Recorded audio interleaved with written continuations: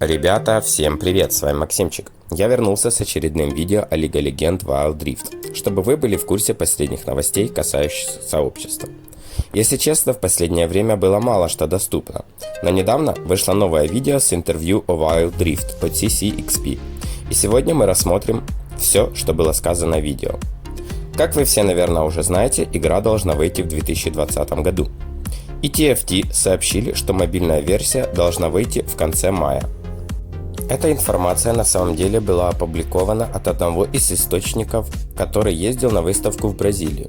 Как вы можете заметить, игра должна выйти до 31 мая. Ну что ж, будем надеяться, что это действительно так. Конечно же, в первые 3 месяца нового года информации по игре должно быть все больше и больше. Поэтому обязательно подписывайтесь на канал, чтобы не пропустить все самое главное. Ну что же, давайте разберем интервью Хидео Хикиды, который является одним из людей Riot. Que é responsável pelo Wild Rift na Riot Central. So, Hideo, thank you for receiving us here. Thank you for having me. This has been an amazing event so far. So, Hideo, the first question is about when we enter the test room, as we call it. I noticed that the cell phones used for playing is the iPhone 8 Plus.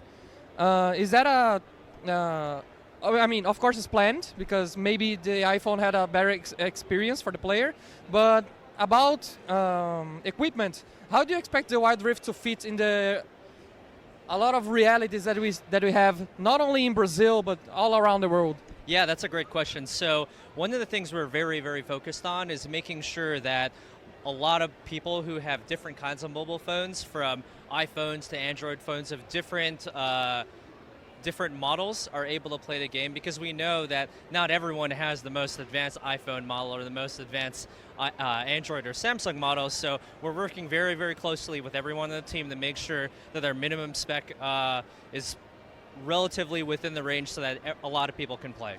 So on the League of Legends 10th anniversary, we saw that Wild Rift is not a League of Legends for mobile devices. It's like a whole other game. You created this from zero. So how it is the process to not reimagine, but to recreate League of Legends? Yeah, that's a great question. So I think it all starts from trying to figure out what it is that people who play League of Legends find so fascinating. So the excitement of team fights, the map, the world, the champions. We kind of started from there, and then we kind of looked at essentially what makes mobile games great. Is it tight controls? Is it great graphics? Is it portability? Is it social? And we kind of took a bunch of those ideas and kind of mixed them together with a focus on accessibility while retaining the competitiveness and the amazing kind of experience that League PC players usually have on PC. So when we played the test here in Comic-Con, we saw that along other champions we have available Jinx, Vayne, Gragas, Orianna, and a whole other champions. But it is expected we have all of the champions that we have in League of Legends in Wild Rift. Yeah, so I don't think you'll see all of the champions from League of Legends PC on Wild Rift, but I do think instead what you will see is the possibility of maybe champions in Wild Rift that are not on a League of Legends PC. That's news. So we have some champions that have unique mechanics on PC League of Legends, just like Lee Sin.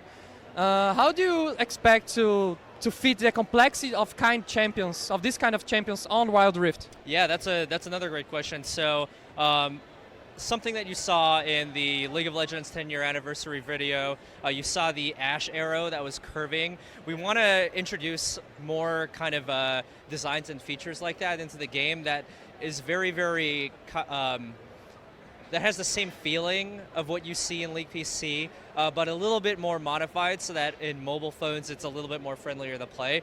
We want to adopt that kind of same thinking with various different abilities and champions in the games for Wild Rift. There's an expectation in Riot Games for Wild Rift to become an esport just like League of Legends.